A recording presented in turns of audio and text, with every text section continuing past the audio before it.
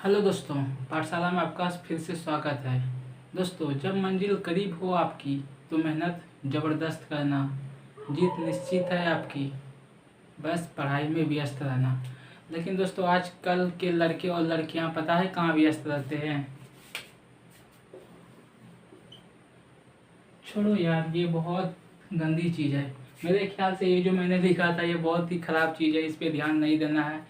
हम लोग आज ज्योग्राफी की क्लास स्टार्ट करने वाले हैं। आज हम लोग पढ़ेंगे ज्योग्राफी के बारे में, क्या क्या पढ़ना है। आइए स्टार्ट करते हैं क्लास को।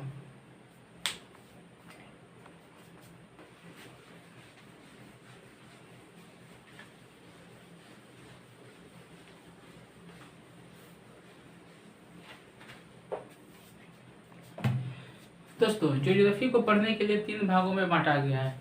देखते हैं।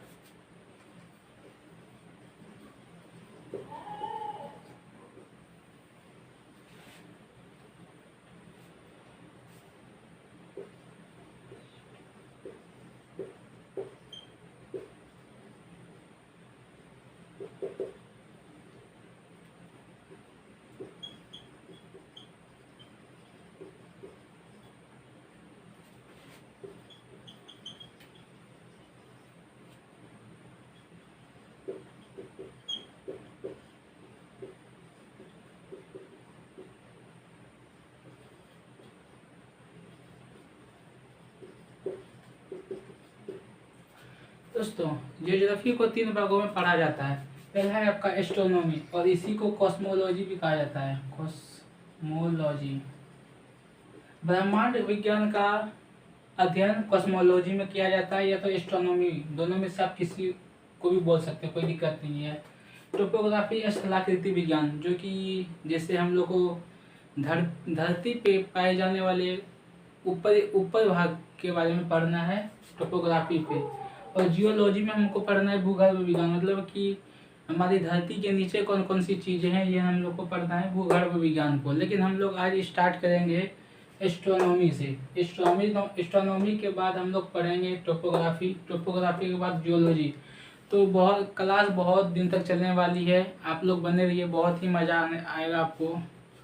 आइए एस्ट्रोनॉमी से स्टार्ट करते हैं।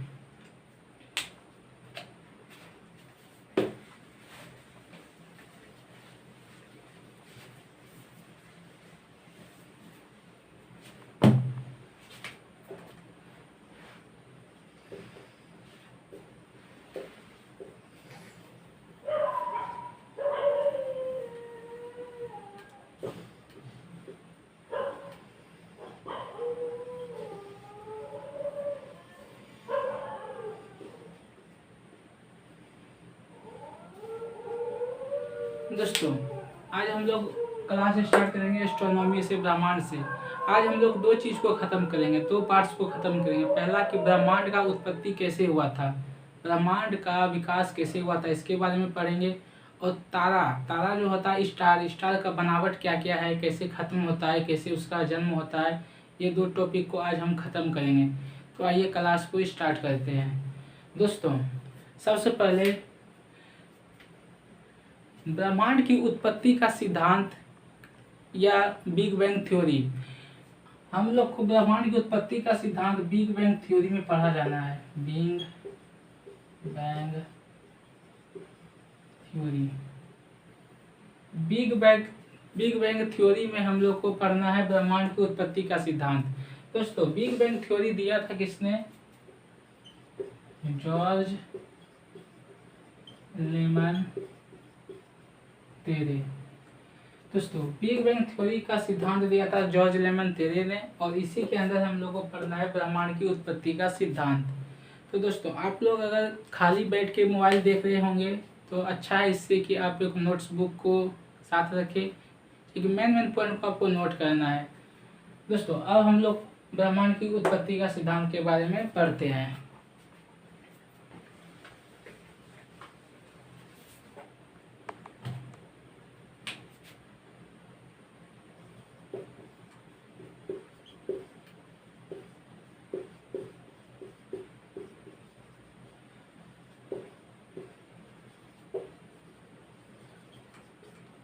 दोस्तों, ये भाई साहब का कहना है, जॉर्ज लेमन तेरे, इस भाई साहब का कहना है कि अभी जो हमारी ब्रह्मांड थी ना, वो पहले एक बिंदु पे टिकी हुई थी। मतलब कि समझ लीजिए ये एक आपका बिंदु है,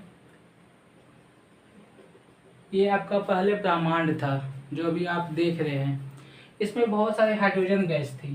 कौन सी गैस थी? Hydrogen gas. और यह जिस स्थिति में था, एक बिंदु के माध्यम में जब था, तो इसे कहा गया सिंगुलैरिटी, या हिंदी में कहें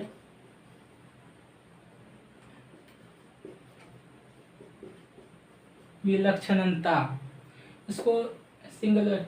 लेकिन आप लोग जब इसका घनत्व बढ़ने लगा, जब इस बिंदु का घनत्व बढ़ने लगा, घनत्व जब बढ़ता है दोस्तों तो उसका आयतन घट जाती है।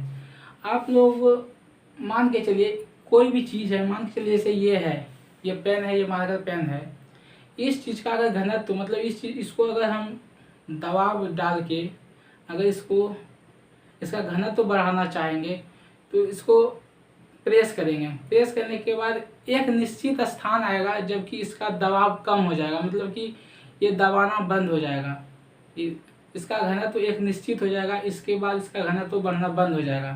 तो दोस्तों जब किसी भी चीज का, किसी भी वस्तु का घनत्व एक निश्चित हो जाता है, उसके बाद उसका घनत्व बढ़ना बंद हो जाता है, तो उसे क्रांतिक घनत्व कहते हैं।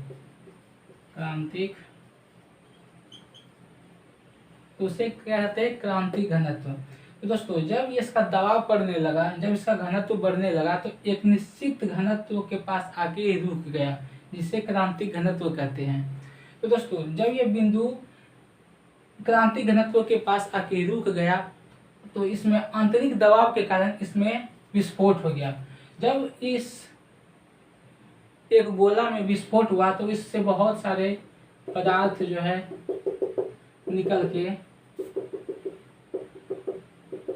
बाहर आ गए। दोस्तों जब ये पूरे तरह से बाहर आ गए, पूरा पदार्थ निकल के, इसके साथ आया आपका इलेक्ट्रॉन, प्रोटॉन और न्यूट्रॉन जैसे आयन। जब ये विस्फोट हुआ तो इसके साथ हमको मिला इलेक्ट्रॉन, प्रोटॉन और न्यूट्रॉन जैसे आयन मिला। तो दोस्तों इलेक्ट्रॉन, प्रोटॉन और न्यूट्रॉन मिलके क्या चीज का निर्माण किया? परमाणु का निर्माण किया। परमाणु का निर्माण किया। और दोस्तों आपको पता है कि हर परमाणु का अपना एक द्रव्यमान होता है, द्रव्यमान होता है और अपना एक गुरुत्व बल होता है। जब इलेक्ट्रॉन, प्रोटॉन और न्यूट्रॉन परमाणु का निर्माण किया तो उसके साथ उसका द्रव्यमान निकला और उसका गुरुत्व बल निकला। और आपको पता है दोस्तों गुरुत्व बल जब होगा तो इसमें आकर्षण और विकर्षण भी होगा। जब गुरुत्व बल होगा तो उसमें आकर्षण या विकर्षण भी होगा। तो दोस्तों जब ये हाइड्रोजन, इसमें पूरी तरह से हाइड्रोजन भरा हुआ था, जब यह विस्फोट हुआ तो इससे बहुत सारे हाइड्रोजन भी बाहर निकले। तो यहाँ पे बहुत सारे हाइड्रोजन के समस्थानिक निकले, जैसे 1H1, 1H2, 1H3, ये आपका हाइड्रोजन हो गया। जैसे 1H1 को क्या कहा जाता है? हाइड्रोजन कहा जाता है। 1H2 को क्या कहा जाता है? ड्यूटोरियम कहा जाता है। और 1H3 को क्या कहा जाता है? ट्राइटेनियम कहा जाता है। दोस्तों जब इस बिंदु का विस्फोट हुआ तो बहुत सारे हाइड्रोजन के समस्थानिक निकले, 1H1, 1H2, 1H3। जब ये हाइड्रोजन के समस्थानिक आपस में मिल गए तब ये मिल के जो है नाभिकीय संलयन का निर्माण किया। क्या चीज़ का निर्माण किया? नाभिकीय संलयन का। तो दोस्तों ये जितने भी चीज़ हैं ये सब मिलके क्या चीज़ का निर्माण किया? नाभिकीय संलयन का। नाभिकीय संलयन का निर्माण किया। और जब हाइड्रोजन नाभिकीय संलयन का निर्माण किया तो इसके साथ हमारा निकलता है हीलियम। बहुत सारी हीलियम गैस निकली जिसके साथ बहुत सी ऊर्जा का निर्माण हुआ। तो दोस्तों आप देख सकते हैं कि ये जब ब्लास्ट हुआ तो बहुत सारे हाइड्रोजन के समस्थानिक निकले। हम हाइड्रोजन के समस्थानिक मिलकर नाभिकीय संलयन का निर्माण किया। उसके बाद हमारा निकलता है नाभिकीय संलयन जब हो गया तो उसके साथ हीलियम निकलता है। तो हीलियम के साथ ऊर्जा जब निकलती है तो यही आपका तापमान को, टेम्परेचर को इंक्रीज कर देती है, टेम्परेचर को बढ़ा देती है, जो कि एक प्लाज्मा की अवस्था में दिखने लगता है। जब किसी भी चीज का तापमान बढ़ जाता है दोस्तों बहुत ज़्यादा 6000 7000 डिग्री सेल्सियस, तो एक प्लाज्मा के रूप में आ जाता है। जब ये प्लाज्मा के रूप में आ गया तो हुआ तारों का निर्माण। तारों का निर्माण हुआ और बहुत सारे तारों का निर्माण हुआ। तो इसे आप तारों का झुंड भी कह सकते हैं, तारों का झुंड, तारों का झुंड हुआ। और दोस्तों जब तारों का झुंड हुआ तो यही तारों का झुंड आगे जाके आकाशगंगा का निर्माण करती है। और वही आकाशगंगा आके बहुत सारे आकाशगंगा मिलकर जाके हम लोग के ब्रह्मांड का निर्माण करती है। तो दोस्तों जब हम लोग के पास तारों का झुंड हुआ तो तारों का झुंड मिलकर क्या किया, आकाश गंगा का निर्माण हुआ, गैलेक्सी। और बहुत सारे आकाशगंगा मिलकर ब्रह्मांड का निर्माण हुआ, ब्रह्मांड का निर्माण हुआ। दोस्तों जॉर्ज लेमन तेरे का कहना यह भी है कि अभी हम लोग का ब्रह्मांड जो है पूरी तरह से विस्तारित हो रही है। मतलब कि अभी भी ब्रह्मांड हम लोग का बढ़ रही है, स्थिर नहीं है, बढ़ रही है। आप लोग को एक चौंकने वाली बात बताएं कि जिस दिन से हम लोग का ब्रह्मांड विस्तारित होना या बढ़ना बंद हो जाएगा तो फिर ये जितने भी ये पॉइंट बिंदु से जितने भी ग्रह निकले, जितने भी आपका तारों का निर्माण हुआ, यह सब फिर जो है एक तरह से जुटना फिर चालू हो जाएगा। तो जुट के फिर से ये एक बिंदु के आकार पे आ जाएगा। और जब पूरी सभी ग्रह और तारों जब आके इस बिंदु पे आके फिर से सिमट जाएगा तो इसे कहा जाएगा सुपर क्रंच। इसे कहा जाएगा सुपर क्रंच। तो दोस्तों हम लोगों ने ब्रह्मांड के बारे में समझ लिया कि ब्रह्मांड का उत्पत्ति कैसे हुआ था और इसका खत्म आगे जाके कैसे होगा। और दोस्तों एक चीज बात बताना भूल गए, ये क्रिया जो हुआ था विस्फोट होने का सिद्धांत, मतलब कि तारे बनने का, यह हुआ था आपका 13.7 बिलियन साल पहले। 13.7 बिलियन साल पहले ये एक बिंदु में विस्फोट हुआ था। तो इतनी सारी चीज़ें हम लोगों को देखने को मिली। अब हम लोग आगे पढ़ेंगे कि तारों की बनावट क्या क्या है। लाल दानव, श्वेत दानव, काला वमन, न्यूट्रॉन तारा, ब्लैक होल, तारों के बारे में अब पूरा तरह से डिस्कस करेंगे। उसके बाद आगे की क्लास हम लोग कल करेंगे। अभी हम पहले देख लेते हैं तारों का बनावट के बारे में।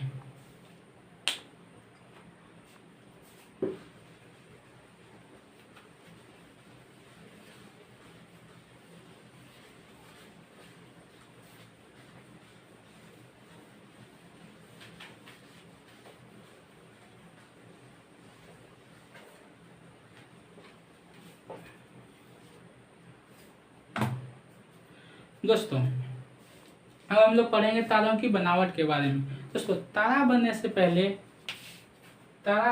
पहले यह एक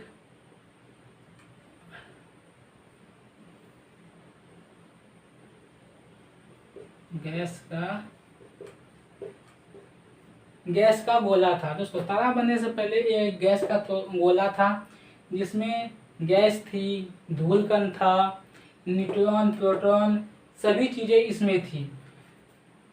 तो इसका नाम दिया गया निहारिका। ये इसे आप नेबुला भी कह सकते हैं, नेबुला इंग्लिश में। तो तारा बनने से पहले ये गैस का गोला था और इसी में आपका बहुत सारे धूलकण थे, धूलकण था, बहुत सारे हाइड्रोजन गैस थी, ये सब ये था। लेकिन जब ये गुरुत्वाकर्षण के कारण, जब ये ग्रेविटी के कारण सभी हाइड्रोजन गैस धूलकण आपस में आके सिमटने लगे, जब आके आपस में सिमटने लगे तो तारों का निर्माण होता है। तारों का निर्माण होता है। दोस्तों अभी मैंने आपको इससे पहले समझाया था कि तारों का निर्माण कैसे होता है। जब ग्रेविटी के कारण पूरी तरह से सब सिमट गया तो हाइड्रोजन के समस्थानिक जब मिलते हैं तो नाभिकीय संलयन होता है। नाभिकीय संलयन जब होता है तो उसके साथ हीलियम और ऊर्जा निकलती है। हीलियम ऊर्जा मिलकर प्लाज्मा बनाती है और इससे तारों का निर्माण होता है। अब हम लोग जानते हैं कि तारों का निर्माण तो हो गया, लेकिन तारों किस स्टेज में जाके खत्म होती है। दोस्तों तारों का निर्माण हो गया मतलब कि ये बहुत चमकीला होगा, लेकिन जब यह तारों का चमकीला, जब तारों की टेम्परेचर क्षमता समाप्त होने लगती है तब यह आपका बन जाता है लाल दानव। ये बन जाता है आपका लाल दानव। जब तारों का चमक यानी टेम्परेचर खत्म होने लगती है तो यह लाल दानव बन जाता है, जो कि जो कि तारा था पहले, स्टार था, उसकी अपेक्षा में यह लाल दानव बड़ा हो जाता है। लेकिन ये लाल दानव खराब। अब यहाँ से दो स्टेज निकलती है। पहला होता है आपका जब लाल दानव खत्म होने लगती है तो दो तरह के तारे बनते हैं। पहला एक बनता है श्वेत वामन।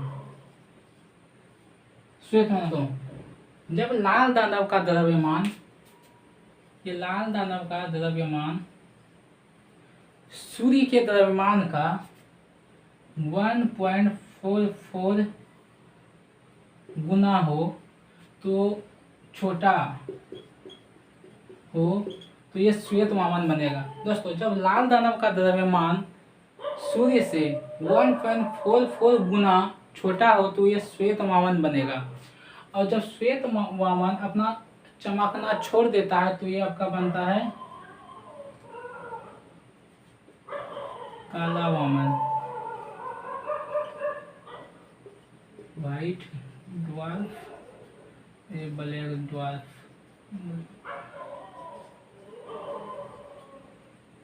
दोस्तों श्वेत वामन को ही जीवाश्म तारा कहा जाता है, क्योंकि यह जब लाल दानव जब सूर्य के द्रव्यमान से 1.44 गुना छोटा होता है तो ये श्वेत वामन जब बनता है, ये इसका लास्ट स्टेज होता है चमकने का।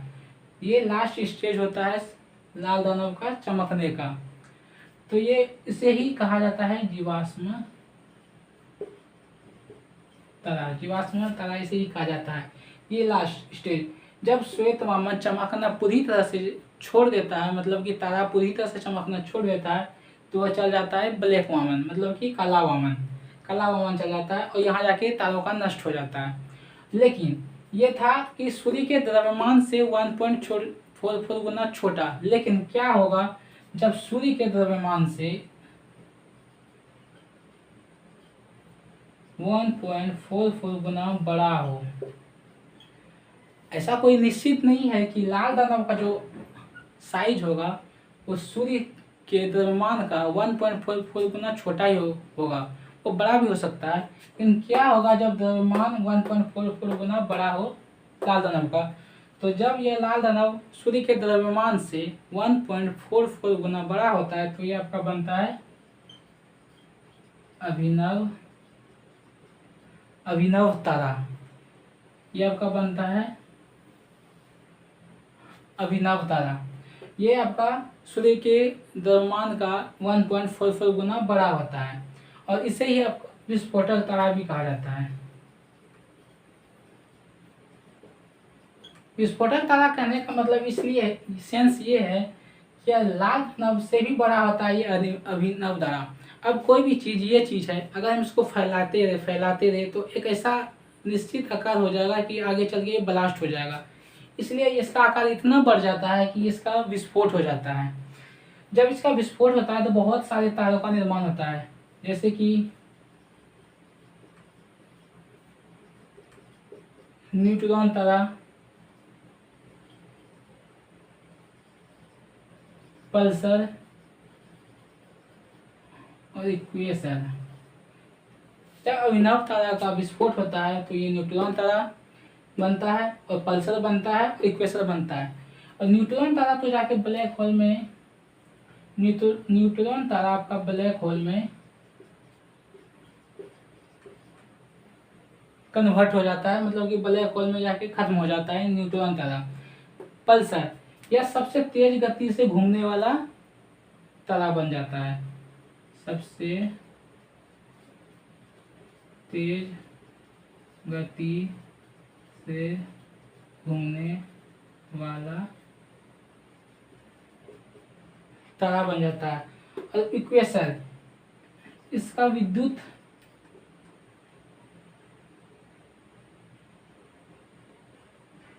इक्वेसर का विद्युत चुम्बकीय बहुत ज्यादा होता है, विद्युत चुम्बकीय बहुत ज्यादा होता है। दोस्तों अभी हम लोगों ने सुना तारा बनना से पहले गैस का गोला होता है। जब गैस का गोला हीलियम से बनती है तो वो तारों का निर्माण करती है, जो कि चमकीला होता है। जब इसके चमकना छोड़ देती है, चमकना छोड़ना चालू कर देती है तो ये लाल दानव बनता है, जो कि इसके आकार में ये बड़ा होता है।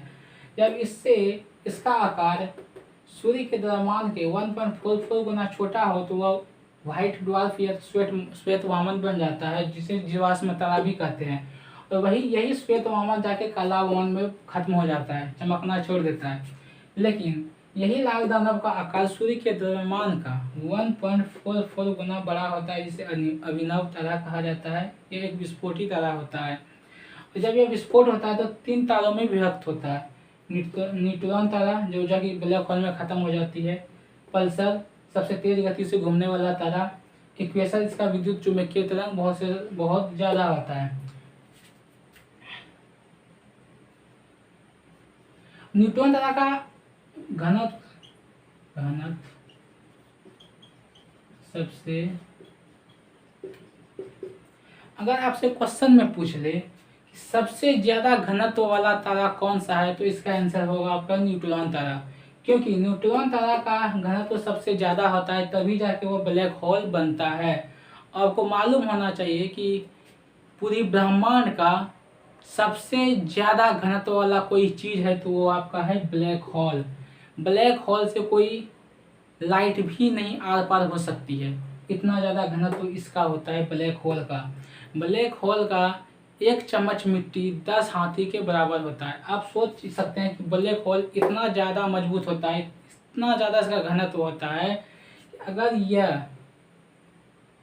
पृथ्वी से टकरा गया तो पृथ्वी के आर पार हो जाएगा, इतना ज़्यादा घनत्व होता है ब्लैक होल का। तो दोस्तों अभी हम लोगों ने 2 चीज़ों को पढ़ा है। पहला कि ब्रह्मांड का उत्पत्ति कैसे हुआ और तारों की बनावट। अब हम लोग कल पढ़ेंगे आकाशगंगा के बारे में, नक्षत्र के बारे में और सूर्य के बारे में। उसके बाद हम लोग पढ़ेंगे सौरमंडल के बारे में। तो दोस्तों अगर आपको ये क्लास अच्छी लगी हो तो शेयर कीजिएगा, लाइक कीजिएगा और कमेंट में बताइएगा कि ये क्लास आपके लिए कितना हेल्पफुल है। जय हिंद।